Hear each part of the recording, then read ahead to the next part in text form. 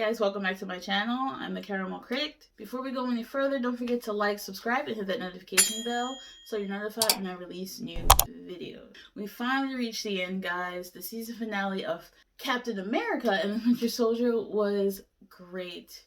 So this entire season basically just dealt with Bucky and Sam and their lives now after Endgame. We know that Steve Rogers gave Sam Wilson the shield and he was to become the new Captain America. However, Sam felt that he wasn't necessarily worthy of the shield. He did say in Endgame he felt like it was someone else's shield. So he gives it to the government, thinking it's going to go into the museum, but the government had other plans. They pick another soldier named John Walker and they name him the new Captain America. We do see that Bucky has been in therapy and he also received a full pardon. We also get to see more of Bucky and his time in Wakanda. We see that Io spent a lot of time with him in helping him deprogram. It seemed that they got really close and he actually had a friend. And we see that he's been trying to make amends for the things that he did as the Winter Soldier. He has even befriended an elderly man whose son he killed years ago. Now, of course, the man doesn't know that Bucky killed his son, but to make amends, he's actually been spending time with this man. Now, we get to see some of the things that have happened after everyone was unsnapped. Everyone who was unsnapped, they basically came back in the exact same place that they were when the Hulk brought them back. And now governments around the world want to kick out people who weren't snapped out of their homes, out of the jobs, out of the lives that they established for the last 5 years to make room for these unsnapped people. And there's a group called the Flag Smashers. They do not want this to happen.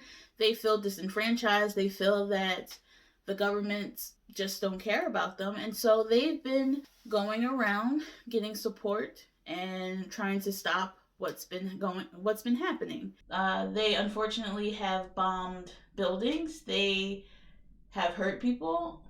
And they also got their hands on the super soldier serum. We learned that there was a scientist who he was working for the government and was trying to create the serum again, but he got snapped.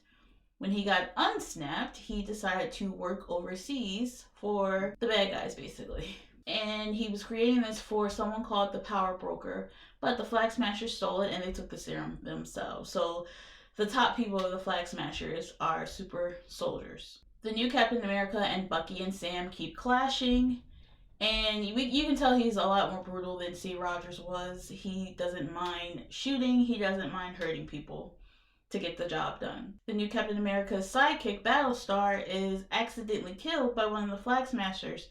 And we see John Walker goes a little crazy, and he ends up killing one of the Flag Smashers in broad daylight with people recording. So when this happens, the government takes the shield away and the title of Captain America. And in one of his fights with the leader of the Flag Smashers, Carly, he's able to get one of the vials of the super soldier serum. And he takes it, of course, and we know that the serum enhances what's already inside the person, so he's a little bit crazy, kind of. So it enhances that a little bit, and he goes a little off the wall. Bucky decides that Zemo could help lead them to whoever recreated the serum, and so he and Sam break Zemo out of jail. And you can clearly tell that the creators of this show really want people to start liking Zemo. He's very funny and quippy, and we get to see a different side to him besides the broken man we saw in Civil War. We even see him dancing in this hilarious scene when they had to go to a nightclub. But of course, he is responsible for killing King T'Chaka, the king of Wakanda. So the Dora Milaje, headed by Io, they come to where Zemo is and they talk to Bucky. They do give Bucky some time to get the information that he needs from him. But the time runs out and we get this great scene where the Dora Milaje basically beat up everybody. And we get to see another scene where Io basically disarms Bucky's arm and it falls off. So there is a failsafe in there, which honestly, I know some people had a problem with that. Oh, why would they do that? You know, they can't be trusted. But I mean, you need a contingency plan. Batman has a contingency plan for everybody. So, yeah, the Dora Milaje need one.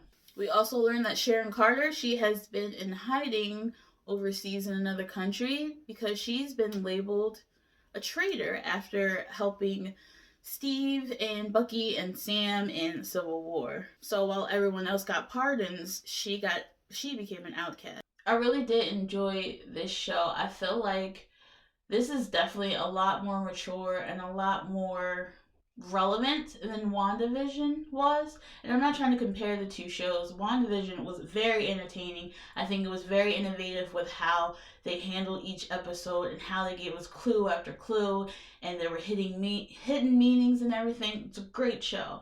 But Falcon and Winter Soldier is definitely a show for today. And it definitely is, like I said, way more mature in its subject matter.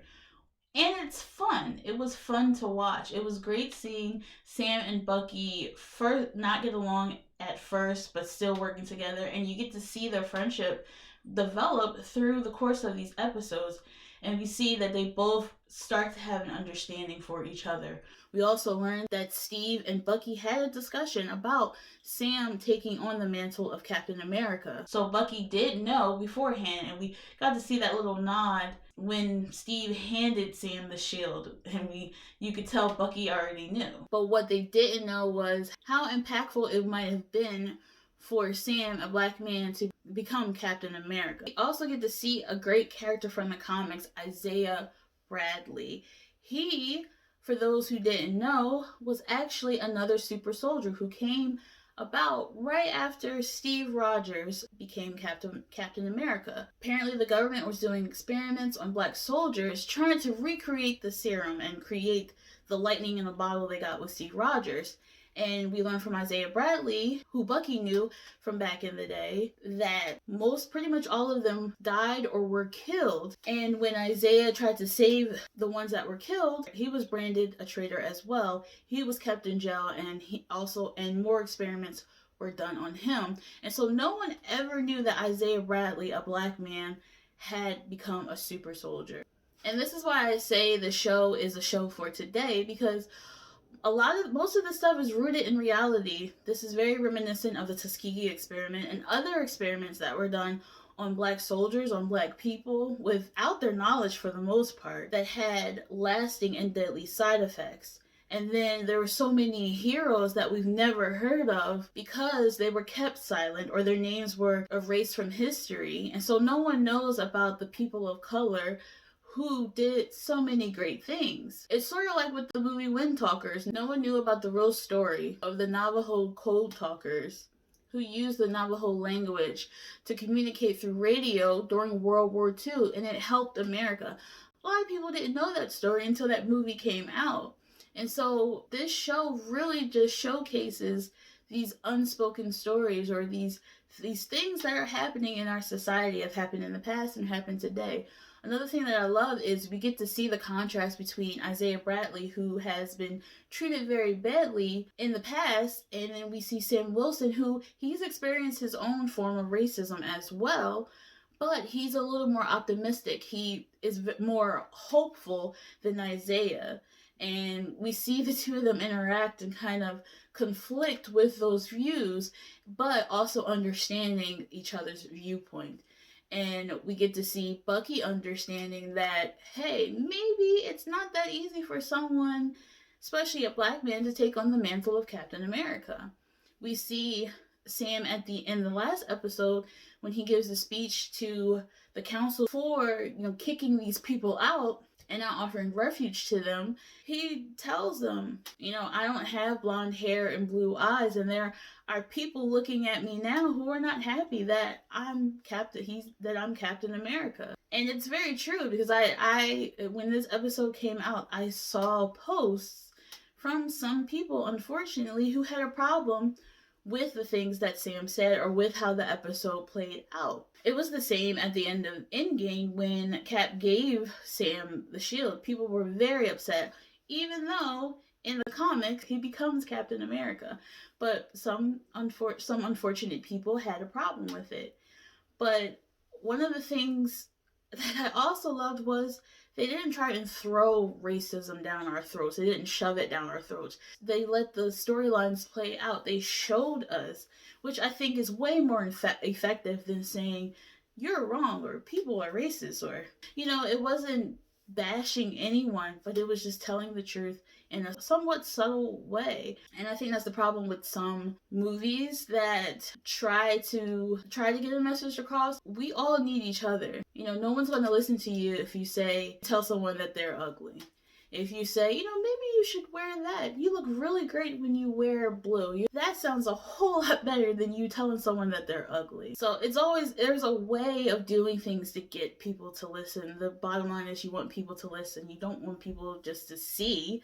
You want people to actually listen to hear what you're saying. And I think the show did a great job with that. I'm also excited that we are getting a second season. So I can't wait for that to come out and to see more of Captain America and the Winter Soldier. Hopefully we'll get more than 6 episodes. I'll take 10. 10 is fine.